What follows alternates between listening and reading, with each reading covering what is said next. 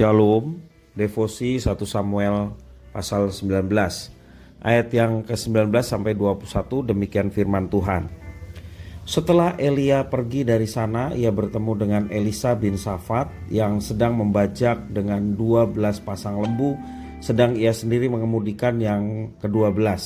Ketika Elia lalu dari dekatnya, ia melemparkan jubahnya kepadanya. Lalu Elisa meninggalkan lembu itu dan berlari mengikuti Elia. Katanya, "Biarkanlah aku mencium ayahku dan ibuku dahulu, lalu aku akan mengikuti engkau." Jawabnya kepadanya, "Baiklah, pulang dahulu, dan ingatlah apa yang telah kuperbuat kepadamu." Lalu berbaliklah ia daripada Elia. Ia mengambil pasangan lembu itu, menyembelihnya dan memasak dagingnya dengan bajak lembu itu sebagai kayu api.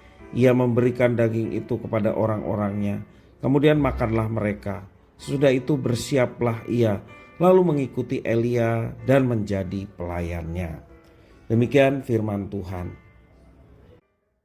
Ayat 19 mengatakan bahwa Elisa adalah pemilik 12 pasang lembu dan tampaknya cukup berada dan mapan. Panggilan Tuhan menghampiri ketika Elia melemparkan jubah kepadanya sebagai tanda otoritas kenabian. Elisa lalu menyembelih pasangan lembunya sebagai tanda syukur dan membagikannya kepada para pekerjanya. Hal itu dilakukan sebelum masuk ke pelayanan penuh waktu. Kemudian Elisa melangkah mengikuti Elia. Berbagai kisah panggilan Tuhan tertulis di dalam firman Tuhan Alkitab. Ada yang berusaha menolak seperti Musa, bahkan ada yang berusaha melarikan diri seperti Yunus. Namun dalam kasus Elisa yang ada hanya ketaatan.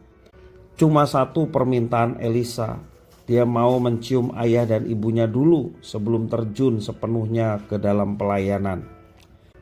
Kisah berbagai orang yang dipanggil ke dalam pelayanan sering penuh pergumulan. Ada pergulatan dengan diri sendiri. Ada yang bergumul dengan keluarga dekat yang tidak bisa menerima. Dan ada pula yang bergulat dengan gereja yang memandang bahwa mereka sebagai penyesat, seperti yang dialami oleh tokoh reformasi yakni Martin Luther dan juga John Calvin.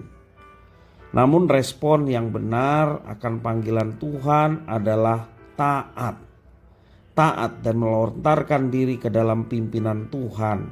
Itulah respon yang benar, seperti yang diberikan contoh Nabi Elisa dan juga tokoh reformasi Luther dan Calvin.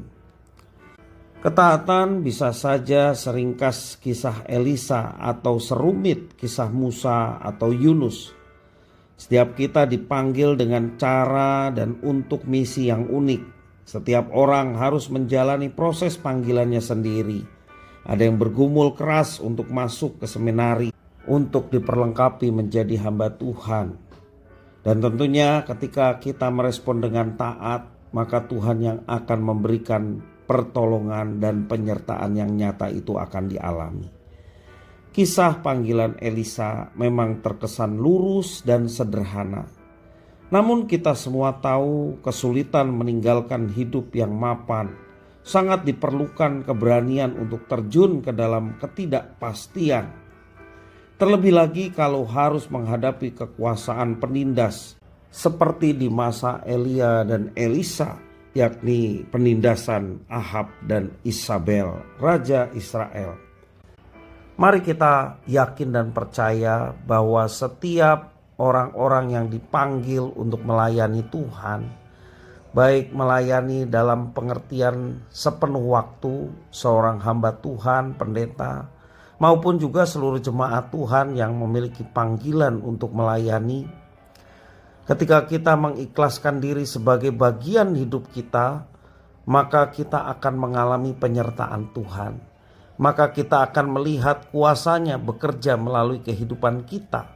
Sehingga kita pun boleh melaksanakan semuanya itu dan hidup kita boleh menjadi berkat bagi sesama.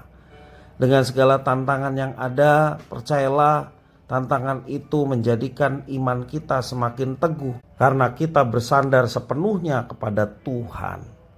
dan melihat mujizat penyertaan yang sungguh-sungguh nyata dalam kehidupan pelayanan kita. Tuhan Yesus memberkati.